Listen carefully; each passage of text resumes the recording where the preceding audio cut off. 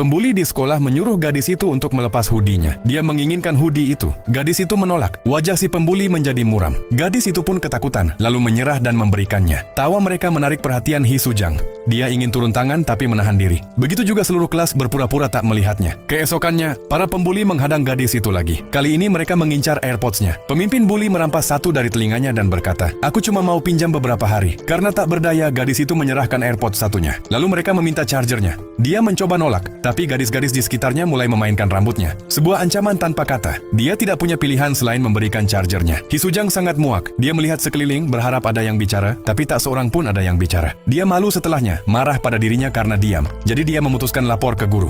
Guru datang ke kelas dan meminta yang dibuli untuk angkat tangan. Pembuli menatap gadis itu, mengancam diam-diam. Karena takut, gadis itu tak bisa bergerak. Akhirnya guru membawa pembuli ke kantor dan memberi teguran keras, tetapi tak mempan. Bahkan itu membuat mereka memburuk. Kembali ke kelas, mereka menuntut siapa yang mengadu. Terhening. Lalu pembuli itu mengeluarkan cutter dan mulai mengiris buku pelajaran tiap siswa. Memaksa si pelapor untuk mengaku. Hee Soo-jang melihat bukunya dirobek. Dalam hati marah, tapi tetap menahan diri. Tiba-tiba, siswa laki-laki berdiri, mencoba menghentikannya. Pacar pembuli itu maju, menendangnya hingga jatuh dan memukulnya di depan semua. Tak ada yang bicara. Semua menundukkan kepala. Hee Soo-jang mengepalkan tangan. Amarahnya meluap, tapi lagi-lagi dia menahan diri. Lalu dia menceritakan semua pada ayahnya. Ayahnya bilang, "Tahan diri. Apapun yang terjadi, jangan melawan." Namun pembuli itu makin parah. Mereka mengguyur gadis korban dengan air es, lalu menutup kepalanya dengan ember dan memukulnya. Itu jadi batas terakhir bagi Hee Soo-jang. Dia berdiri, menatap lurus si pembuli dan menyuruhnya untuk keluar. Seluruh kelas terkejut. Semua berlari ke jendela untuk nonton. Di luar, Hee Soo-jang membanting pembuli itu ke lumpur. Yang lain ikut menyerang, menendangnya, tapi dia tidak mundur. Pembuli itu berhasil lolos, mengambil batu dan melemparkannya ke Hee Soo-jang. Mengira dia sudah menang, dia tersenyum. Namun, luka di kepala Hee Soo-jang sembuh seketika tepat di depan mata mereka. Terkejut, pembuli itu menyerang lagi. Hasilnya sama, lukanya sembuh dalam sekejap. Akhirnya dia sadar, Hee Soo-jang bukanlah orang biasa. Ia pun jatuh ketakutan.